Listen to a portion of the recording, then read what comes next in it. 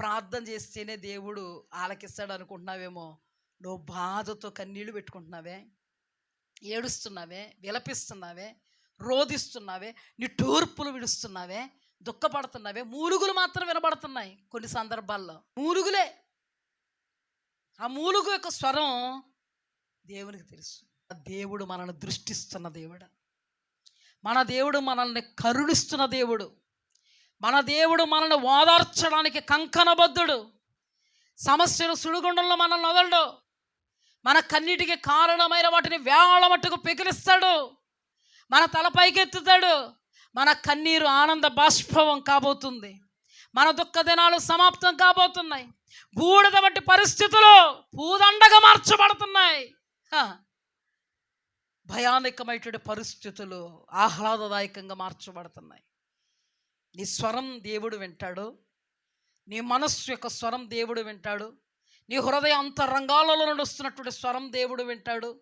నీ కన్నీటి యొక్క స్వరం దేవుడు వింటాడు. నీ బాధ యొక్క స్వరం, నీ గోడు యొక్క స్వరం, నీకు మాత్రమే స్వరం ఉంది. ఇంకా దేనికి స్వరం లేదు. నీకున్న స్వరమే కాదు, లేని యొక్క స్వరాన్ని కూడా దేవుడు వింటాడు. హల్లెలూయా. టోటల్గా నీ అణువణువును కూడా దేవుడు దృష్టిస్తున్నాడు, స్పందించి చూపుతున్నాడు, మాట్లాడుతున్నాడు. నా జీవితంలో కూడా నేను గొడ్రాలుగా ఉన్నాను. 2004 సంవత్సరంలో నాకు వివాహమైంది. కానీ 2004 సంవత్సరంలోనే 2 పిల్లలను ప్రభువిస్తారని నేను చూశాను. హల్లెలూయా. ఇప్పుడు దైవజనులు ఎలా అయితే ఉన్నారో, ఇప్పుడు మా పిల్లలు ఎలా అయితే ఉన్నారో ఆ దృశ్యాన్ని నేను చూశాను. హల్లెలూయా. ఒక కుమార్తెను చూశాను, ఒక కుమారుని చూశాను. నా భర్త ఇప్పుడు ఎగ్జాక్ట్గా ఎలాగున్నారో అలాగే నా భర్తను చూశాను. అప్పుడు నేను అనుకున్నాను, నాకు దేవుడు 2 పిల్లల్ని ఇస్తారు. 2004లో నాకు మ్యారేజ్ అయింది. 2004లో నాకు సేవా దర్శనం ఇచ్చాడు దేవుడు. మా అత్తగారింటికి వెళ్ళిన తొలి దినాలలో సేవా దర్శనం ఇచ్చాడు. మా అత్తయ్య గారితో చెప్తే, అమ్మ ప్రభువు మిమ్మల్ని సేవకి పిలుస్తున్నారన్నారు. ఆ తర్వాత నాకు ఎక్కువ దర్శనాలు చూసే వరం ఉంది, స్వప్నాలు చూడగలిగే వరం ఉంది నాకు. వెంటనే 2 బిడ్డలు నేను చూశాను, చెప్పాను, మేము ఫిక్స్ అయిపోయాం. అందరితో చెప్పాను నేను, అందరూ ఫిక్స్ అయిపోయారు పరిస్థితులను బట్టి. నేను మాత్రం ప్రభువు మొట్టమొదటిగా చూపిన దర్శనానికి కనెక్ట్ అయిపోయాను. నా భర్త కూడా దానికి కనెక్ట్ అయి ఉన్నారు. దినములు గడుస్తున్నాయి. చాలామంది ఎంతమంది పిల్లలు అడుగుతారు, మీ చిన్న కోడలకి ఇంకా పిల్లలు లేరు అంటారు. అవన్నీ కూడా మామూలే, వాళ్ళనేం తప్పటక్కర్లే. సమాజం మారదు. కానీ ప్రభువు ఇస్తాడు అనేటువంటి నిరీక్షణ, విశ్వాసం ఎక్కడికక్కడ పరిస్థితులు కృంగదీసేలాగా, వేదనకు నడిపించేలాగా ఉండేవి.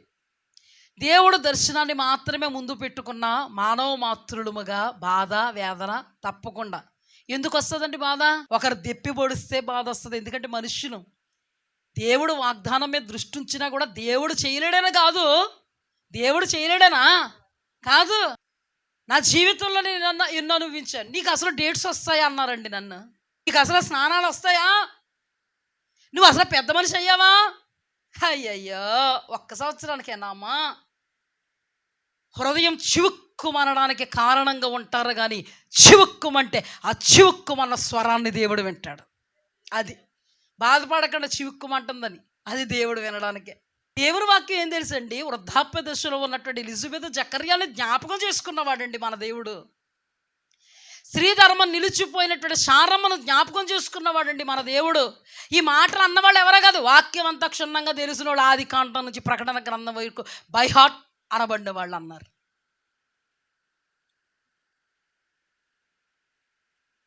నాకు దేవుడు సంతానాన్ని ఇస్తాడమ్మా, ప్రభువు నాకు ఒక బాబుని ఒక పాపనిస్తాడమ్మా అడిగారు నన్ను. నేను వెంటనే చెప్పాను, ప్రభువు నాకు ఒక బాబుని ఒక పాపనిస్తాడమ్మా. అబ్రహాముకి ఇచ్చినట్టు ఇస్తాడా నీకు అంటే వాళ్ళ భాష. మన భాష ఏంటంటే అబ్రహాముకి ఇచ్చినట్టుగా ఇస్తాడా? అబ్రహాముకి 100 సంవత్సరాలకి ఇచ్చాడు, నీకు 100 సంవత్సరాలకి ఇస్తాడేమో అన్నారు. చిక్కు 100 హృదయం. చిన్నదాన్ని నేను, పెద్దదాన్ని ఏం కాదు, నాకు హృదయం ఉంది కదా. కానీ అక్కడ కూడా దేవుని మీద ఆధారపడి చివుక్కుమన్నా, కళ్ళల్లోంచి కన్నీళ్ళు రాబోతున్నా ఆపుకుని అమ్మా, అబ్రహాము ఆ దినాలు గొప్పవే, 100 సంవత్సరాలు పైగా బతికారమ్మా. ఈ రోజుల్లో 100 సంవత్సరాలు కూడా బ్రతకను నేను. ఖచ్చితంగా అంతకంటే మునిపే దేవుడు ఇస్తారు. ఒకవేళ 100 సంవత్సరాలకి ఇస్తానంటే 100 సంవత్సరాలు బ్రతికించన్న ఇవ్వగలడు దేవుడు. ఇంకా అంతకంటే ఏం కావాలి? ఆ ఆత్మీయురాలికి సమాధానం. ఫస్టే బైబుల్ ఇలా తీసేసి చదివేసి ఆవిడన్నమాట. నీకు చదవడం చేతనైంది, కానీ ఏ దేవుడో ఆ దేవుడు శక్తి మీద ఆధారపడి మాట్లాడుతున్నప్పుడు రిసీవ్ చేసుకోవడం చేతగాక ఎటకారం ఆడావు నువ్వు. వాళ్ళు తప్పట్టాలని కాదు, ఇలాంటి పరిస్థితులు వస్తాయి. మీరు బలహీనులు కావద్దు, ఏ యాంగిల్లోన్నా వస్తూ ఉంటాయి అని అనడానికి నన్ను దేవుడు దర్శనంగా నిలబెట్టాడు అనుభవపూర్వకంగా. ఒక సందర్భంలో మేము చర్చి కట్టడం జరిగింది, కింద ఇల్లు ప్రారంభించాం. ఆలోపే ఆ పక్కన స్థలం తీసుకోవడం, ఆ స్థలంలో 2 రూమ్స్ కట్టడం జరిగింది. ఒక అన్యురాలు ఉండబట్టలేక వెళ్ళావిడే అనమాట.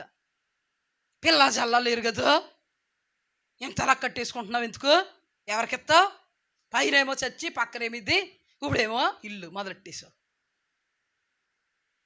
నేను అన్నాను, అమ్మా నేను ఆరాధిస్తున్నా నా దేవుడు 2 పిల్లల్ని ఇస్తాడమ్మా, ఒక బాబుని ఇస్తాడు, ఒక పాపనిస్తాడు, ఖచ్చితంగా మీకే ముందు చెప్తాను అన్నాను నేను. నా దేవుణ్ణి బట్టి ధైర్యం అండి నాకు. హల్లెలూయా. ఆ మాట ఎలా ఉంటుందో తెలుసా మీకు, ఆ సిచ్యువేషన్ ఎలా ఉంటుందో తెలుసా మీకు? నాళ్ళు పగిలిపోతాయి, నరాలు ఏమైపోతాయి, వేరైపోతాయి, అలా ఉంటాయి ఆ మాటలు. అలాగే మాట్లాడాను. ఆమె అన్న నెలలంతే, గర్భం వచ్చింది, 3వ నెల. అక్కడే కూర్చుని పాలు తాగుతున్నాను, ఆ తల్లి అదే దాన్ని వెళ్తుంది. నేను పిలిచాను, అమ్మా ఒక రోజు మీరు ఇలా అన్నారు కదా, ఇప్పుడు నాకు 3వ నెలమ్మా అన్నాను. మా దేవుడు గొప్పోడమ్మా అన్నాను. అనాలే, అవునమ్మా మీ దేవుడు చాలా గొప్పోడంది. ఇప్పుడు ఎంత చక్కగా పరామర్శించి నన్ను మాట్లాడిస్తారో ఆ తల్లి. హల్లెలూయా. ఎటకారంగా అనలేదు, నేను వందనంగా చెప్పాను. ఆ రోజు కూడా ఎటకారంగా అనలే, వందనంగా చెప్పాను. అమ్మా మా దేవుడు గొప్పోడు, నాకు 2 పిల్లల్ని ఇస్తారమ్మా, ముందు మీకే చెప్తానమ్మా. చెప్పేటప్పటికి నోరు మూతబడి మన దేవుడు గొప్పోడు అన్న మాట అన్యజనురాలు నోట నుండి వినబడింది. దేవునికి స్తుతి కలుగు. ఒకరోజు ఒకరి ఇల్లు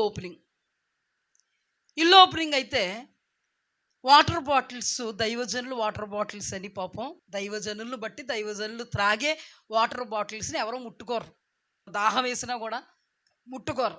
చాలా సందర్భాల్లో మేము ఇచ్చినా కూడా మీరు తాగరు. అటువంటి టైంలో ఒక ఇల్లు ఓపెనింగ్ జరుగుతుంటే అన్యజనులు కూడా అక్కడికి వచ్చే అన్యజనురాలు యొక్క మనవరాలు అనమాట. ఆమె ఎత్తుకుని ఉంది. ఇక్కడ మేము ఆరాధన చేస్తున్నాం, ఆరాధన వాక్యం అంతా ముగిసింది, అందరూ కూర్చుని ఉన్నారు. ఆ అమ్మాయి మంచినీళ్ళు తీసుకుని తాగబోతుంది. వెంటనే నా ఆత్మీయ బిడ్డలో, అయ్యయ్యో ఆ బాటిల్ తీసుకుంటున్నావే, నీకు మంచినీళ్ళు కావాలి ఇస్తాను కదా, ఆ బాటిల్ ముట్టుకోకు అన్నారు. అనేటప్పటికీ ఆ తల్లికి ఏమైందో తెలదు, కానీ ఆ తల్లి మాట్లాడిన మాట ఏంటంటే, ఈ ఎంగిల్ నీళ్ళు తాగమనావండి, పిల్లలన్నా పడతారు అని చాలా ఘాటుగానే స్పందించింది. నా కళ్ళల్లోంచి కన్నీళ్ళు వచ్చేపోతున్నాయి, ఇంకా ఆపుకోలేం కదండి. కొన్ని సందర్భాల్లో ఆ కళ్ళల్లోంచి కన్నీళ్ళు వస్తుంటే ఆ కన్నీళ్ళు అలాగే నిలిపెట్టుకుని, దేవా నీకు స్తోత్రం అని నేను నోటుతో అనలే, పెదవులతో అనలే, హృదయంతో అన్నాను, మనస్సుతో అన్నాను. దేవునికి స్తుతి కలుగుగా. ఇప్పుడు నా 2 బిడ్డలను చూసి ఆమె దగ్గరికి పిలుచుకుని, ఎంత ముద్దుగా ఉంటారు ఈ బిడ్డలను, అందరితో చెప్పడం కాదు, నాతో పలుమార్లు చెప్పారు, అమ్మా మీ పిల్లలు ఎంత సౌందర్యంగా ఉంటారు, ఎంత అందంగా ఉంటారు, ముద్దొస్తారమ్మా మీ పిల్లలను చూస్తే అని. హల్లెలూయా. దేవునికి స్తుతి కలుగుగా. ఎన్ని మాటలు పడ్డానండి. పెనిన్న హన్నాను ఎన్ని మాటలు అందే, అయినా కానీ దేవుడునే విడిచిపెట్టలేదు. హృదయం చివుక్కుమంది, ఏడ్చింది, కన్నీళ్లు విడిచింది, దేవుడు విడిచిపెట్టలే. దేవుడు ఇస్తాడు, నిరీక్షణ ఉంది, నిరీక్షణ లేక కాదు, కానీ పరిస్థితులు కొన్ని బాధ కలిగిస్తూ ఉంటాయి.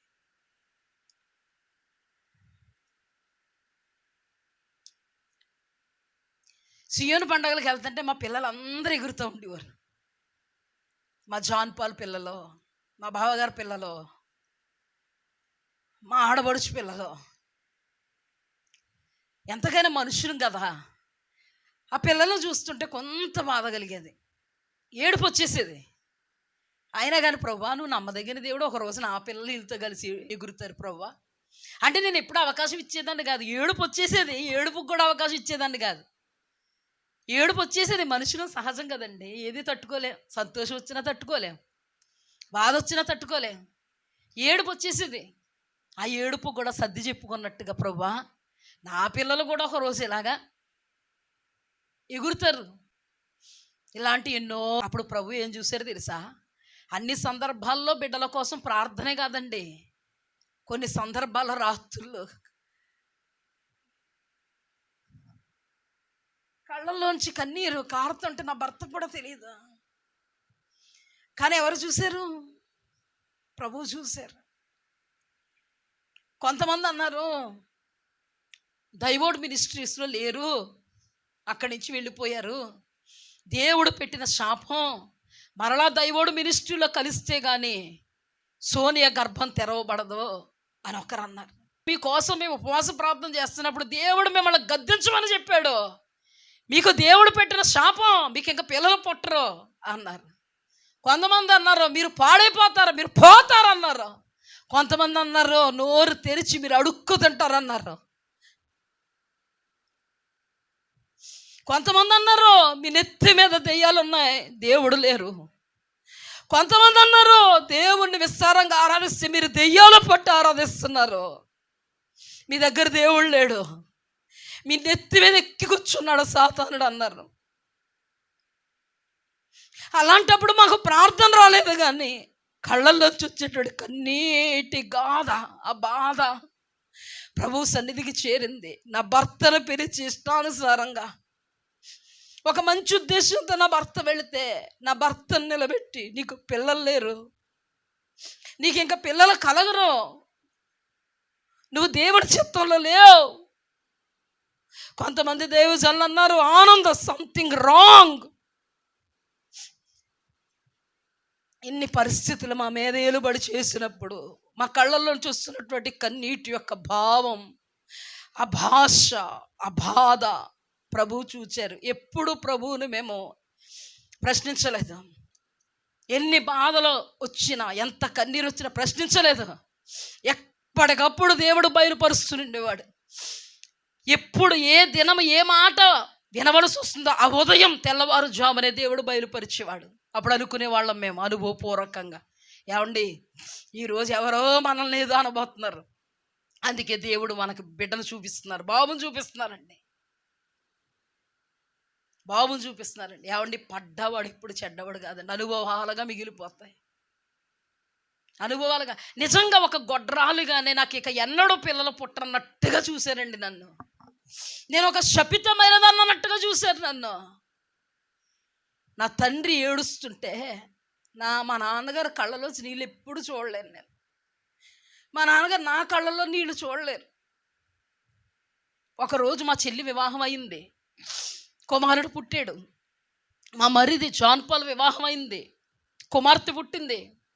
తర్వాత మా చెల్లికి మరలా వెంటనే దేవుడు జ్ఞాపకం చేసుకుంటే భోంచేస్తున్నాం. మా చెల్లి కాల్ చేసి అక్క ప్రభువు నన్ను మరలా జ్ఞాపకం చేసుకున్నారు, నేను గర్భవతిని అని చెప్పగానే ఇప్పుడు అంత బాధపడలేదేమో తెలియదు, కానీ ఉండలేకపోతున్నాను, ఇంకా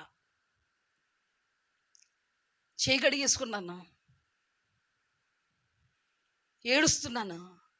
వెంటనే పాస్టర్ గారు అన్నారు, ఎందుకమ్మా ఏడుస్తున్నావు, ఎందుకు అంత బలహీనమైపోతున్నావు, ఎందుకు? నేను బలహీనమైంది దేవుడు ఇవ్వలేడని కాదండి. వెళ్ళిపోయాను, చేయి కడుక్కున్నాను, మందిరంలోకి వెళ్ళిపోయాను. మందిరంలోకి వెళ్ళిపోయి ఏడుస్తున్నాను. వెంటనే మా నాన్నగారు కాల్ చేశారు. అంటే మా చెల్లి చెప్పి ఉంటుంది, ఫోన్ చేశాను అక్కకి అని. మా నాన్నగారికి అనుభవం కాబట్టి ఒకవేళ ఈ అమ్మాయి ఏడుస్తుందో ఏంటి అని కాల్ చేస్తే, ఏడుపే నాకు. అప్పుడు నాన్నగారు ఏడుస్తున్నారు. అమ్మా, నిన్ను ఏ గొప్ప వైద్యుడి దగ్గరికన్నా నేను తీసుకెళ్ళి, నీకు ఖచ్చితంగా పుడతారమ్మా పిల్లలు, నేను ఎంత ఖర్చు అయినా పెడతానమ్మా నీ గురించి అని. అక్కడ ఏడుస్తుంటే నేను ఒకే మాట అన్నాను, నన్ను వైద్యుల దగ్గర తీసుకెళ్ళడం ఏంటండి, నా దేవుడు ఇవ్వలేడా? నా దేవుడు నాకు ఇవ్వలేడా? నా దేవుడు ఎప్పుడు ఇస్తాడో నాకు తెలియాలంతే. ఇవ్వడని అనట్లేదు నేను. నా దేవుడు నేను వృద్ధాప్య దశలోకి వెళ్ళాక ఇస్తానని చెప్పినా కూడా నాకు సంతోషమే. నాకు ఇప్పుడు దేవుడు చెప్పాలని నేను వెంటనే ఫోన్ కట్ చేసి నేను ఏడుస్తూ, ప్రభువా నువ్వు దేవుడువు, నేను ఎరుగుదును, నీవు తప్ప వేరొక దేవుడు లేడు. నువ్వెవరైనా జ్ఞాపకం చేసుకుంటావు, వాళ్ళు జ్ఞాపకం చేసుకుంటున్నావు. నీవు నాకు బయలుపరిచావు ఒక బాబుని పాపని, నేటి దినం వరకు కూడా నువ్వు నన్ను బలపరుచొచ్చు. నేను అందుకే ఆడవట్లే. నీవు నాకు ఎప్పుడు ఇస్తావో చెప్పు. అబ్రహాముకి ఇస్తానని చెప్పావు, అలాగే నాకు కూడా చెప్పు. వృద్ధాప్య దశలు ఇస్తానని చెప్పు. అంతవరకు కూడా నేను నిన్ను ఏమి అడగకుండా నేను నిరీక్షిస్తాను. నాకు ఇస్తానని చెప్పావు, ఎప్పుడు ఇస్తావో చెప్పలేదు, నాకు చెప్పు ప్రభువా. అప్పుడు ప్రభువు నాతో మాట్లాడుతున్న మాట, నేను నీకు గృహాన్ని సిద్ధపరుస్తాను, నేను నీకు బిడ్డల్ని, నాటు బిడ్డల్ని ఇస్తాను. మూడవ మాట, నీది యోధా గోత్రము. అది ఇంతవరకు నేను బయట పెట్టలే. ఎప్పటి నుండి ఆ గోత్రం యొక్క భావమును దేవుడు నెరవేర్చబోతున్నందుకు నేను బయట పెట్టాను మీ అందరికి. ఈ 3 మాటలు స్పష్టంగా నాతో మాట్లాడడం జరిగింది. ఈ మాట మాట్లాడిన సంవత్సరానికి 2014కి గృహం ప్రతిష్టారాధన జరిగింది. ఆ గృహ ప్రతిష్టారాధనలో మీ అందరూ ఉన్నారు. నా భర్త చెప్పినటువంటి సాక్ష్యం, దైవదాసుడు చెప్పిన సాక్ష్యం, ఇదిగో మా హౌస్ డెడికేషన్లో మీరు ఉన్నారు. నెక్స్ట్ ప్రభువు మాకు బిడ్డల్ని ఇవ్వబోతున్నారు, మీరందరూ చూడబోతున్నారు. మీరు చాలామంది ఆనంద్ సంథింగ్ రాంగ్ అన్నారు. ప్రభువు మేమేంటో మీకు చూపబోతున్నారు. హల్లెలూయా. ఇది ఒక మనిషి మాట అయితే, దయ్యాలు పట్టిన వ్యక్తి మాట అయితే జరగదు. ఇది దేవుని ఆత్మతో నింపబడిన వ్యక్తి మాట కాబట్టి జరిగింది.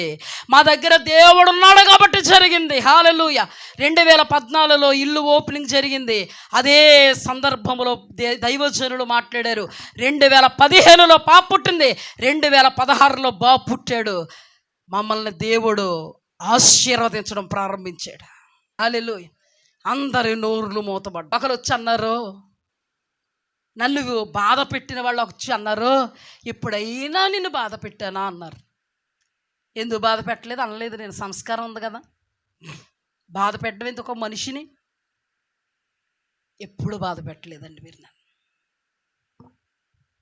ఒకరు వచ్చి అన్నారు, నీకు పిల్లలు పుడతానని చెప్పాను కదా అన్నారు.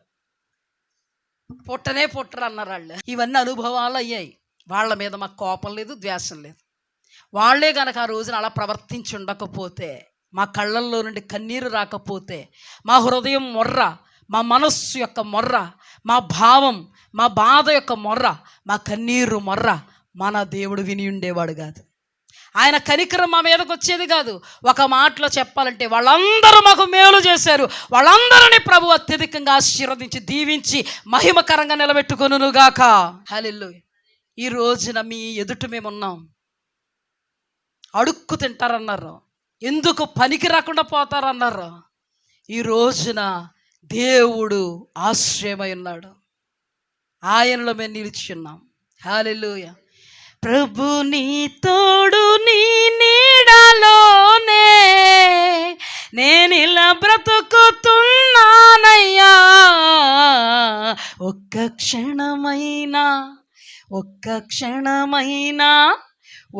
క్షణమైనా నన్ను వీడినా నేనేమవుదునో తెలియదయ్యా. అపవాది శోధనలు నన్ను చుట్టినా, ఇహలోక శ్రమలెన్నో ఎదురొచ్చినా, ఆశ్రయమైన నిన్ను వెంబడించి నేనిలా బ్రతుకుతున్నానయ్యా. ఒక్క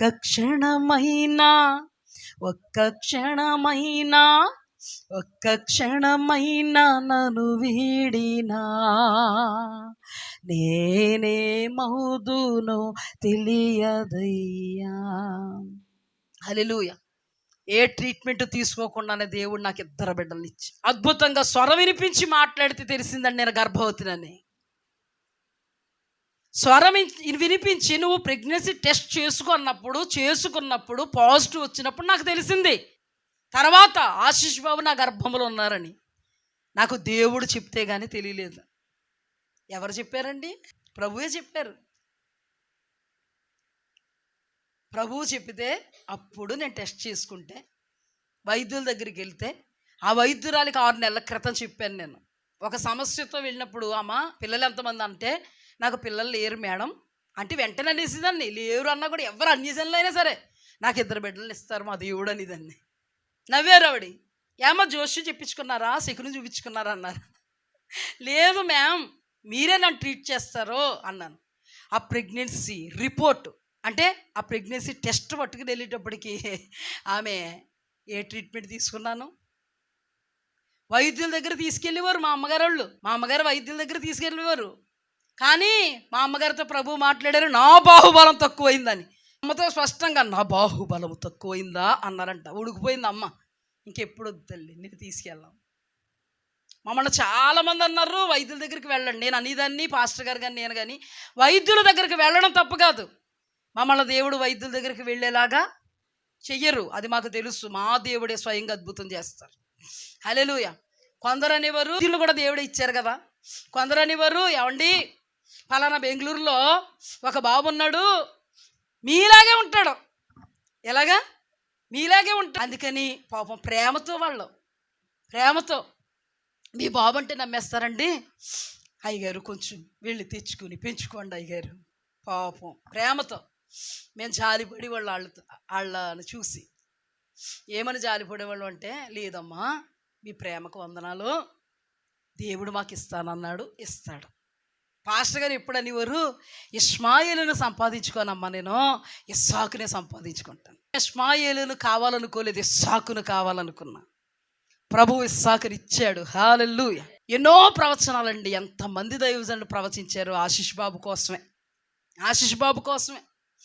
దర్శనాల్లో మాత్రం సైనితలు కనబడింది అంతే.